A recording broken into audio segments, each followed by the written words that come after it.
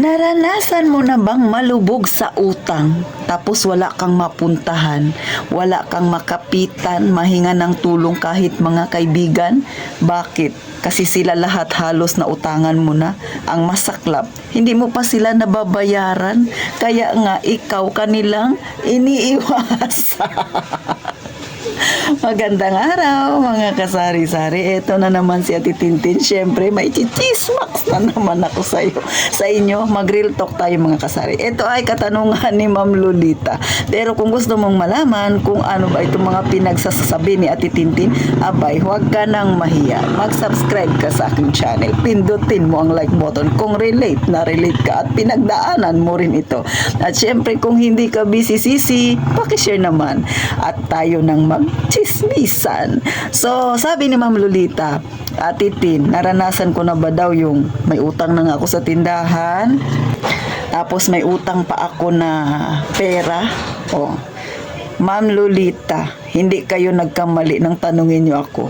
Yang tanong ninyo, mas doble pa dyan ang hirap na naranasan ko. Kasi yung utang ko, mas matangkad pa sa akin. O, bakit? O, ano ang ginawa ni Ate Tintin para makalaya dyan?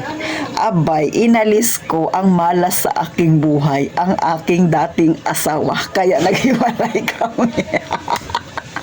Char lang, mga kasari. Pinapatawa ko lang kayo. Pero sa totoo lang, si Ate Tintin ay single parent. Mga nasa 18 years na kaming hiwalay, mga kasari. So, mapunta tayo sa katanungan ni Ma'am Lolita. Ma'am, yung sinasabi nyo na yan, ha? Mas matindi pa yung naranasan ko, ha? Baka nga magkaiyakan tayo pag ako ay kaharap mo at nagkwentuhan tayo kung kahirapan lang din ang pag-uusapan. Una dyan, ma'am, ha? Nakatira kami dati ng aking ex doon sa Cavite. Nag-uupa kami ng bahay. 3 days na lang, due date na namin sa bahay. So may bayarin kaming bahay. May paparating na tubig, may paparating na ilaw, may utang sa tindahan, which is every 15 days kaming nagbabayad. May utang kami sa 5-6 na syempre pag sinabing 5-6 malaki ang interest. Maliban pa dyan sa utang na yan, may utang pa talaga kami doon sa mga nagalako-lako ng mga kulambo, planggana, kutsyon. O diba, kinumpra na namin lahat ng pwedeng utangan.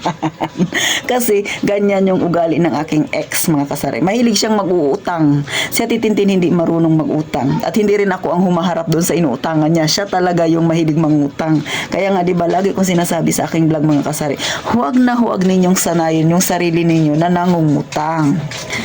Kasi, pag yan nakasanayan ninyo, mahirap na yan maalis sa inyo. Nagiging habit nyo na. Parang malungkot kayo pag wala kayong utang.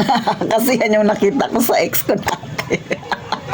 So, alam nyo mga kasari, mahirap talagang umahon pagka ganyan yung sitwasyon ninyo. Tapos ito pa ha, yung aking ex dati, ang kanyang trabaho dati 8 hours. Dahil nagkaroon ng problema sa trabaho, nag-cross-cutting sila, pati yung hours ay nag-cross-cutting din. Alam niyo dati 8 hours, nagiging 5 hours na lang. So, nagiging per oras na lang ang trabaho niya. So, paano niya kami bubuhayin? Nung time na yun, bagong panganak ako. So, hindi rin ako nagpapasuso sa aking anak kasi wala akong gatas. So, meaning, bibili kami ng gatas. So, dagdag na naman sa problema yun kasi nga kailangan bumili ng gatas. O, paano ang kakainin namin? Paano ang pamasahe at kung ano-ano pa? O, diba? Kakasya ba yun? 5 oras lang yung pasok niya. So, akala niyo mga kasari kung nagbibiro sa titinto, si Ate Tintin, totoo yun. Yan ang aking naranasan na kahirapan.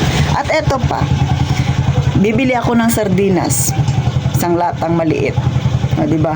Tapos, ulam ko sa agahan, hahatiin ko yun kasi yung kalahati ulam ko sa tanghalian. Naranasan mo na ba yung ganyan, sisi? Hahatiin mo yung ulam mo sa dalawa para may ulam ka sa agahan at tanghalian. O, panghapunan, hindi ko pa alam kung magkakaroon ako ng pagkain sa gabi. Bakit? Hindi ko alam kung anong oras uuwi yung asawa ko. Paano ko magkakapagtrabaho bagong panganak ako? O, mga kasari. So, napakahirap. Lahat ng hirap pinaranas ng aking asawa sa akin. Yung mga hirap na yan ay hindi ko naranasan nung ako ay dalaga pa. Pero siya, pinaranas niya talaga sa akin yung kahirapan na yan. Alam niyo, pag naniningil yung may-ari ng bahay sa amin, yung inuupahan namin bahay, parang gusto ko na lang lumubog sa kinatatayuan ko kasi wala akong pambayad. Tapos pagdadaan ka sa kalsada, which is nandoon yung inuutangan namin na tindahan, ay, Tintin, sana si Jason, kasi ngayon yung pangako niya sa aking magbabayad sa utang ninyo. Singilin ka ng ganyan, tatawagin ka sa kalsada. Alam niyo ba yung pakiramdam na parang gusto niyo na lang biglang mawala doon sa kinatatayuan ninyo sa sobrang hiya? Oh. Kaya si Ate Tintin, lagi kong sinasabi na huwag talaga kayong mangutang kung wala kayong pangbayad. Pero syempre, mga kasari, hindi ko rin masisisi yung ibang nangungutang na walang pambayad. Kung ang naranasan ko ay ganun, maaaring may nakakaranas din ng ganyan. Wala akong choice, mga kasari, wala akong pera. Kahit sunugin ako, hindi ako mangangamoy pera. So, dinadaan ko lang sa tawa, mga kasari. Pero totoo, naranasan ko yan. Siguro nga, sabi ko nga sa inyo, pag tayo nagkwentuhan ng ukol sa kahirapan, baka magkaiyakan tayo. Pero sa Titintin ay hindi naman dramatic. Kaya lagi kong sinishare, mga kasari, na huwag gumastos ng higit sa inyong kinikita. Halimbawa, ang kita nyo 5,000, huwag kayong gagastos ng 7,000. Dapat 3,000 lang, 3,500 lang para may 1,500 pa kayong savings. O sabihin na natin kahit 500 lang ang savings ninyo. Laging mag-ipon kahit pa barya-barya. Bakit? Mahirap po yung walang madukot. Mahirap po yung walang sariling pera. Bakit? Ang baba-baba ng tingin sa inyo. Katulad sa akin, di ba sisingilin ka? Wala kang pambayad. Kaya, kung sa kahirapan lang din na naranasan, mga kasari, naranasan ko yan dahil nasa masang aking pamumuhay. Kaya nga siguro ako nag-umpisa ng pagbablog, sa totoo lang, ukol sa tindahan. Pero kung ukol sa mga ganitong payo, lahat yan naranasan ko yung kahirapan, mga kasari. Yung kahirapan na yan ay hindi ko naranasan nung ako'y dalaga pa.